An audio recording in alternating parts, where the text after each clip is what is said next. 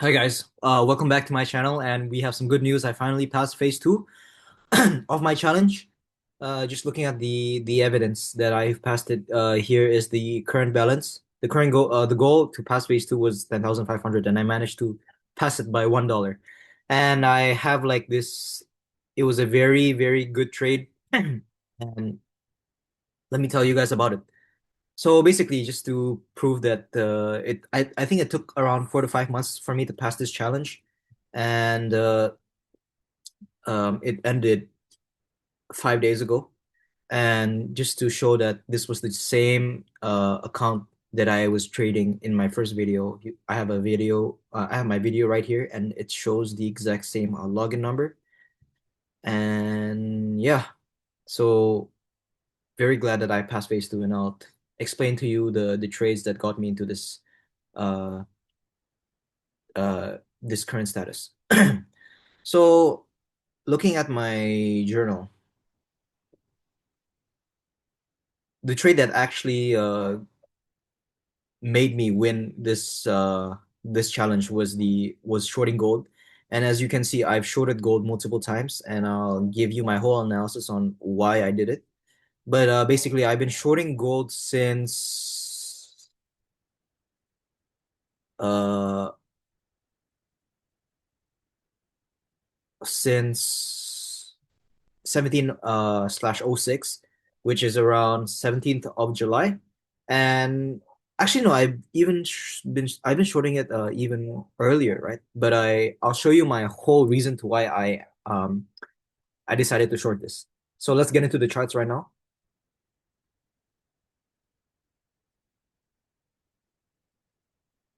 So this is currently the current market in gold. And as you can see, the reason why I decided to short gold in the first place was because of this very, very significant consolidation. We see how price is currently in a very, very obvious range from here all the way to here. And we can see how price is no it's not really going anywhere despite, all the current environment and the economic situation of the world right now. Gold doesn't seem to be going anywhere. And this is I would link this to the overall bullishness of gold over the past 3 years. Why? Because ever since 2022, or maybe yeah, early 2023, actually, yeah, late 2022, we've just been on a massive bullish uh market. And we can see how price did not stop once and just kept going up and up and up and up until recently, where we finally seen this consolidation. And we can see how price just didn't stop this consolidation. It started since April, and it wasn't going anywhere. So because of this, and given the how overstretched the market is in the bullish side, I decided to focus on the bearish side and just uh be on the sell side on gold, despite everybody being bullish actually. And one of the reasons why, so let me just give you one of the reasons why I decided to short this. So I think I took an entry here and another entry here. But yeah, one of the reasons why, we can go into my journal actually. It'll be more obvious. So this was the winning one of the winning trades, but it got trailed out and I gave out a lot of profits, but it's part of the game. So basically what happened was, yeah, I saw this overall range market. Top range has been respected, so I would expect price to at least come all the way back here to before going all the way back up. But we can see how price hasn't touched this area and proceeded to go up. One of the signals that made me go bearish was actually this head and shoulders area that I saw. You can see how this is the shoulder area right here. This is the head or the fake out. We see price push all the way back down, showing signs of weakness. Attempted to push all the way back down, but failing to print a higher high, and instead printed a lower high. So this is the high and this is the lower high. This shows clear signs of weakness, and this is also a very obvious pattern that I love to trade, which is the head and shoulders. We see okay, I would define a head and shoulders as a TPF as well, and it basically symbolizes as trend pullback failure.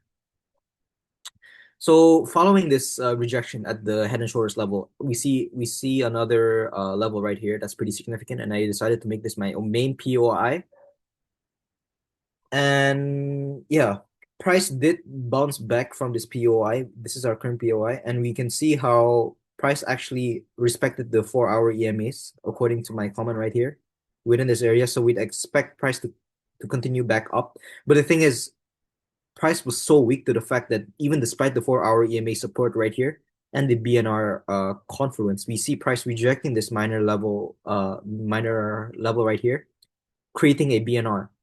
And seeing obvious signs like this, I decided to just market execution my trade within the exact same POI level. Why? Because we see a rejection within this level, despite the 4-hour backed bullish side, and just overall weakness on gold. And we can see a 15-minute this is in confluence with the 1520 EMA, as well as a small bearish flag formation. So after I enter right here, we see a very obvious rejection, and I decided to scale in once again right here at another BNR level right here. Price printed a flag formation, which is a very, very strong when backed up with a BNR right here. The win rate is very, very high. And did I enter on the London session? I'm not sure, but yeah, if you see any form of flag formation after price broke structure and proceeded to consolidate all the way to a BNR position, that's a very, very high percentage win rate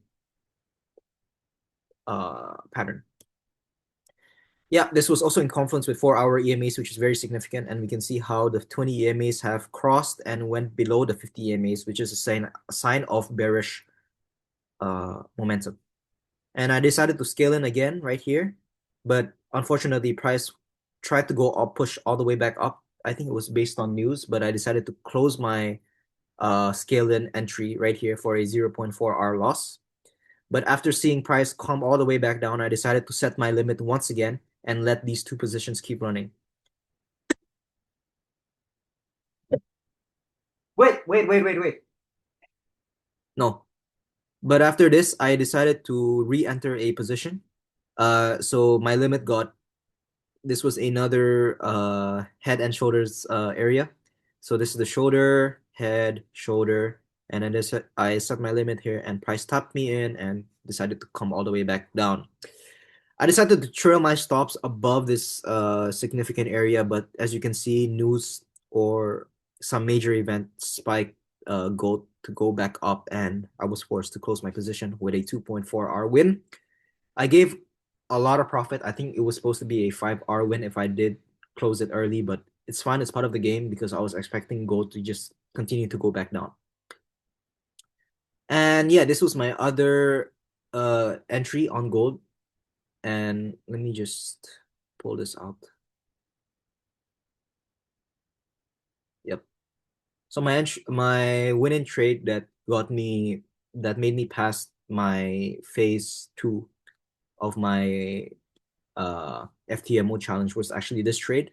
And I can analyze it right now. As you can see, this is the head and shoulders formula the pattern that we saw just now. Obvious shoulder, head, shoulder.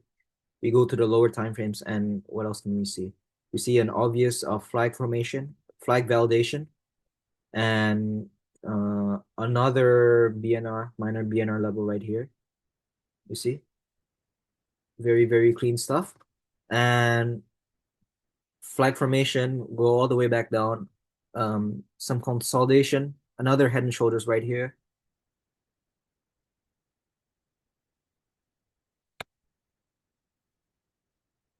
And another head and shoulders right here. I think I got stopped out when price did this huge. Wait, I got stopped out when price did this huge momentum for 2.4 hour. But after seeing price go all the way back down and creating another head and shoulders in the lower time frame, I decided to enter a position here.